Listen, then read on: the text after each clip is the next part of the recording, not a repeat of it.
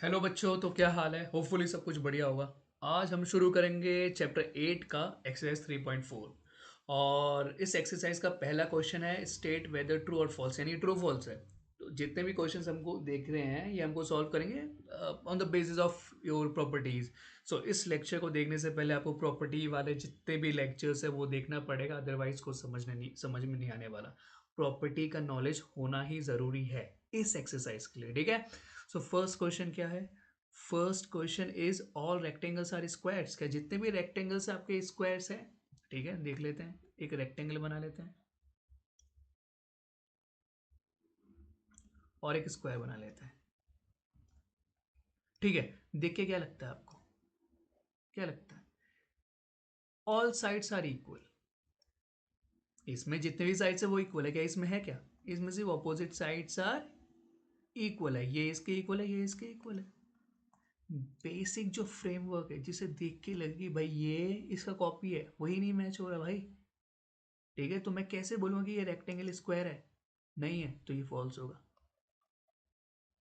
ठीक है, देख के पता होना चाहिए ना, ज्योमेट्री कर रहे हो, शेप देख के पता होना चाहिए कि भाई जितने भी रेक्टेंगल है वो स्क्वायर है। मैं देख के तो बोलूँगा, लेकिन देखने में ये लग रहा है कुछ इक्वल ही नहीं है, क्योंकि इसके सारे साइड्स इक्वल, इसका है ही नहीं। ठीक है, तो फर्स्ट फॉल्स होगा। ठीक है, ए फॉल्स हो गया आपका, मैं इरेज कर लेता हूँ। नेक्स्ट क्या है आपका? B, all rhombuses are parallelograms. ठीक है, रोम्बस पहले ड्रॉ कर लेता हूँ एक। रोम्बस कुछ ऐसा होता है, ठीक है, और पैरेललोग्राम होता है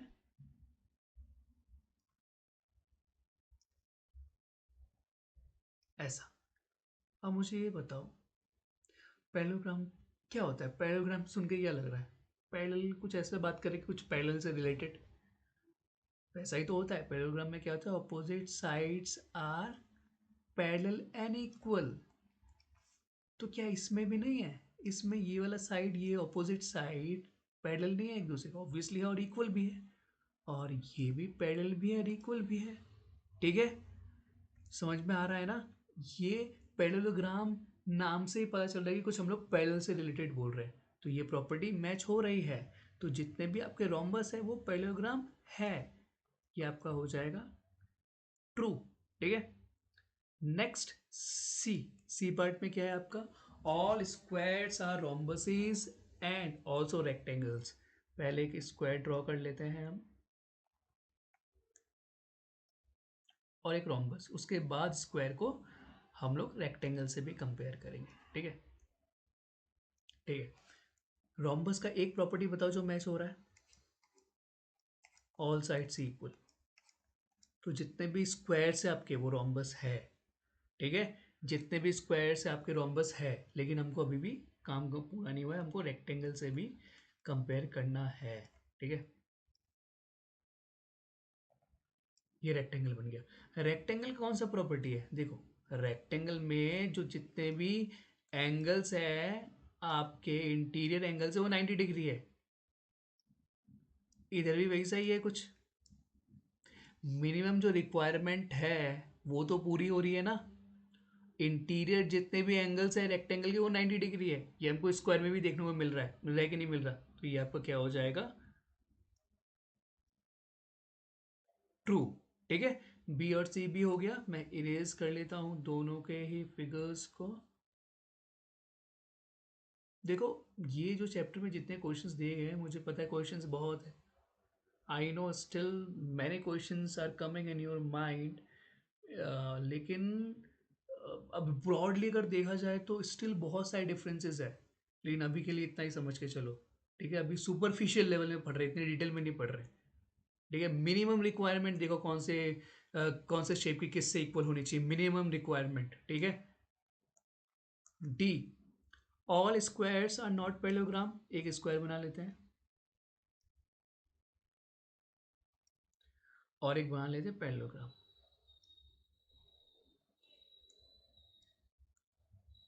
ठीक है, स्क्वायर और पैरेललोग्राम में क्या डिफरेंसेस है या कुछ कॉमन भी है? ध्यान से देखिए, जो पैरेललोग्राम में ऑपोजिट साइड्स पैरेलल है। पैरेललोग्राम नाम से ये है कि भाई पैरेलल होना चाहिए, इक्वल भी है। क्या सेम प्रॉपर्टी इधर भी मैच नहीं हुआ? तो मैं ये कह नहीं सकता जितने भी स्क्वायर है वो पैरेललोग्राम है, क्योंकि जो बेसिक इसका ढांचा है, जो इसका स्ट्रक्चर है, जिस प्रॉपर्टी पे ये पूरा पैरेललोग्राम टिका हुआ है, वो तो मैच हो रहा है। तो मैं कैसे बोलूं कि ये पैरेलल नहीं है? तो ये फॉल्स होगा। जितने भी स्क्वायर से आपके पैरेललोग्राम है। ठीक है। Next E part. E part में क्या है? All kites are rhombus. जितने भी काइट्स आपके रोम्बस है। पहले मैं काइट बना लेता हूँ,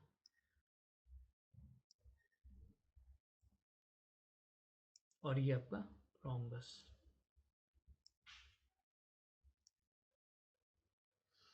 देखो काइट में क्या होता है, जो आपके एडजेसेंट साइड्स होते हैं ना, वो इक्वल होता है। क्या समझ में आया? एडजेसेंट साइड मतलब एक साइड के बाद तुरंत इमीडिएट बाद जो साइड है, ठीक है, वो एक दूसरे के इक्वल होता है। तो ये इसके इक्वल होगा, ये इसके इक्वल होगा।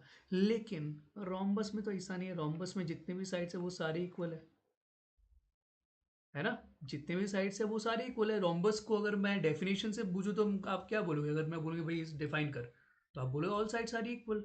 कि ये बेसिक वाला प्रॉपर्टी सेटिस्फाई कर रहा है? नहीं कर रहा तो फॉल्स है ये भाई। ठीक है। वो जो स्ट्रक्चर है, जिस जिस प्रॉपर्टी के वजह से जाना जाता है, वो प्रॉपर्टी तो सेटिस्फाई करना पड़ेगा ना, राइट? सो डी और ई तो हो गया है।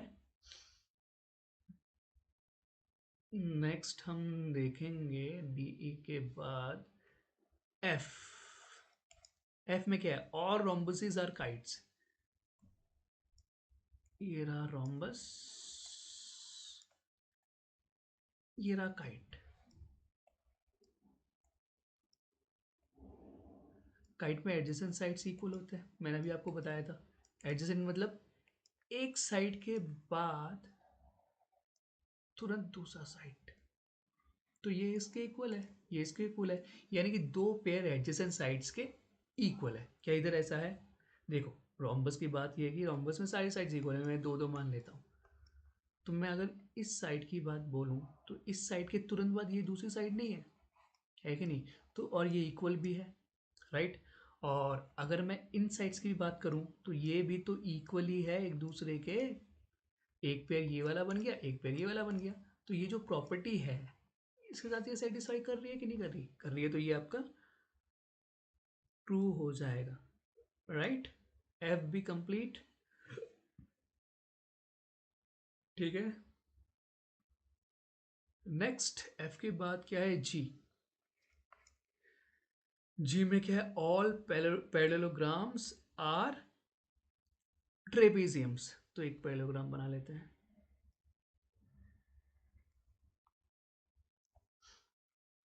और एक ट्रेपेजियम बना लेते हैं।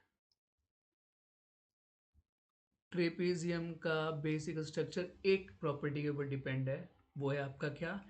At least it should have one pair of parallel sides, जो कि ऑपोजिट होना चाहिए। यानी कि ऑपोजिट साइड पैरेलल होने चाहिए। कम से कम एक पेयर ऑपोजिट साइड्स के पैरेलल होने चाहिए।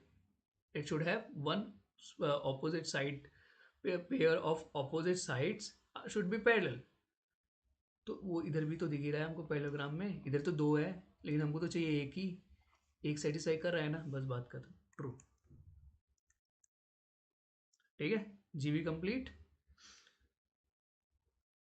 Next is H.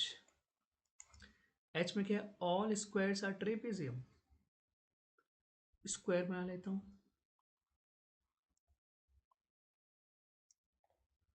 ट्रेपेजियम बना लेता हूँ। ट्रेपेजियम में मैंने अभी बताया था कि एक पेयर ऑपोजिट साइड का पैरेलल होना चाहिए। One pair of opposite sides should be parallel to each other, जो कि इधर भी मिल रहा है। इधर भी दो ही मिल रहा है, लेकिन एक काफी है। तो ये भी आपका ट्रू हो जाएगा।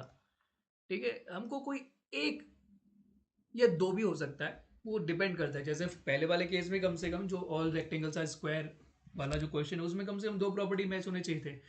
बेसिक स्ट्रक्चर के लिए कोई जो भी प्रॉपर्टी है वो मैच होना चाहिए पहले वाले से। जैसे इधर जो ट्रेपेजियम का एक प्रॉपर्टी जिसके ऊपर उसका पूरा का पूरा स्ट्रक्चर टिका हुआ है, वो मैच होना चाहिए स्क्वायर से। तभी तो मैं बोलूँगा जितने भी स्क्वायर से वो ट्रेपेजियम है। ठीक है। सो ये first question completed, right? Next question क्या है? Identify all the quadrilaterals that have, first is four sides of equal length. क्या है? Four sides are equal length. एक स्क्वायर एंड rhombus. बात खत्म. B, four right angles. Square, square favourite है मेरा, ये हर जगह पहुंच जाता है. And rectangle. ठीक है. सो इसी के साथ आज का लेक्चर मैं कंप्लीट कर रहा हूँ. फर्स्ट सेकंड क्वेश्चन हो गए हैं. नेक्स्ट लेक्चर में बाकी क्वेश्चन देखेंगे. ठीक है.